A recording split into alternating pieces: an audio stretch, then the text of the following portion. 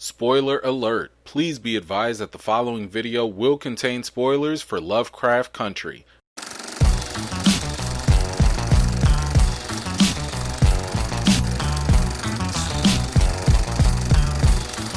What's up, everybody? It's me, E-Man, from E-Man's Movie Reviews, and this is going to be my initial reaction to episode 1 of Lovecraft Country on HBO. I have to say, first and foremost, I never read the books. Matter of fact, I didn't even know that the books existed, and I am so mad that this was a complete blind spot for me. Maybe I was too busy reading, the Lord of the Rings trilogy back in the day or whatever, but I'm like really, really interested in all this, H.P. Lovecraft stuff and everything. But I have to say that this show so far, it's pretty interesting. I saw the trailer for it and I saw that it was definitely kind of interesting. Trying to do like the racism stuff, but then also like bringing in the horror element. And I didn't really know where it was going to go until I saw that, Jordan Peele was a producer for it. JJ Abrams was a producer for it. And Misha Green, who, by the way, also did Underground. So having those collaborative minds in on this project, I'm sitting here thinking like, okay, Underground did a really good job with kind of depicting like more of the slavery epic and that time frame. JJ Abrams can definitely do a pretty good job when it comes to like actual visual monsters and stuff. And Jordan Peele brings in a really good element of mixing social issues with actual horror. So when you put those three things together, plus the directors and the actors, I was like, okay, there's a lot of good ingredients here to really make this something. So, I'm watching episode 1 and I just wanted to give you just, some of my quick takeaways and, my quick reactions to what happened in the first episode. Right off the bat, I mean, we kick it off with Atticus's dream. And he's in the middle of a battlefield and he's fighting aliens, and all of a sudden Jackie Robinson comes in, who's probably, his hero at the time. And, I'm just sitting here like, okay, this is wild. Like, just as a visual, adventure, it is totally wild. And for me, it kind of started to give a nice setup for what this whole series might be able to show me, at least from a visual standpoint. So I was very, very in on it. It kind of gave me the impression of Watchmen, the movie Watchmen. So, now I'm starting to, that was a good little way to kind of just get me all into it. And then we had to go right back into, this 1950s era where they're in the back of the bus. Right there, it was like, we're still in Jim Crow era. This is pre-civil rights. They're not able to ride in the front of the bus. They can't even hitch a ride, back into town with everybody else. So right there, you're getting like, old school racism thickness happening. And, so as the story progresses, I thought it was very interesting that Uncle George, played by Courtney B. Vance, he's doing this guidebook, which, if you've ever seen the movie Green Book, this is kind of like what Green Book should have been about, I would say.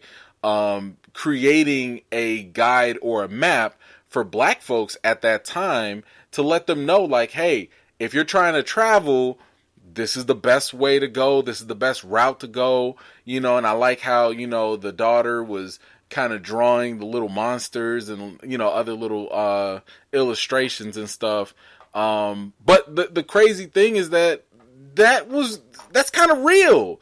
You know what I'm saying? Like, black folks back then, they had to know, yeah, we can't go at this county. Oh, no, we can't cross this state line, or we can't go here like that. And this is kind of like what I love about this show, is just the fact that they're really emphasizing a real life fear for black people, especially during that time frame. It's it was not a comfortable time to live. And yes, I know that they're putting more of the sci-fi element on there, but you could take out a lot of the things that were scary in this were not even sci-fi related, so, I noticed that they had that mysterious car, that was also parked in the alley when Atticus was, when he was going into town, I want to say. And of course, this mysterious car, which was driven, I want to say, by the mysterious blonde-haired, blue-eyed lady or whatever. So I guess that's going to be a whole mystery in itself. Like, who are these people? Where are they coming from? What are they doing? Why are they following Atticus? Towards the end, they sitting here talking about, like, welcome home. Like, what? Okay, so we'll see about that. That diner scene, when they walk into the diner, I'm sitting here like, okay, obviously there's, segregation is still, a thing. So I understood about the white guy leaving and he doesn't want to eat in the same place with them. I got that part. But when it really started to get trippy was when the cook or waiter or whatever went to the back and he was talking on the phone and he was like, man, but I see what y'all did to such and such and I didn't serve them nothing, Now I'm sitting here thinking like, yeah, it's time to go. We got to go. We got to get up out of here. Nope.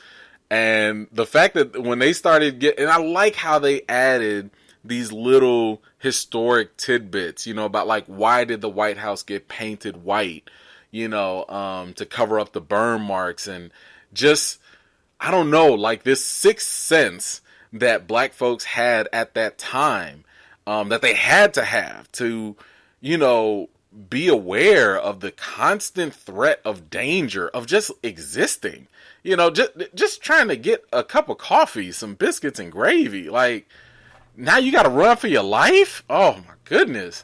That definitely got my stress level up.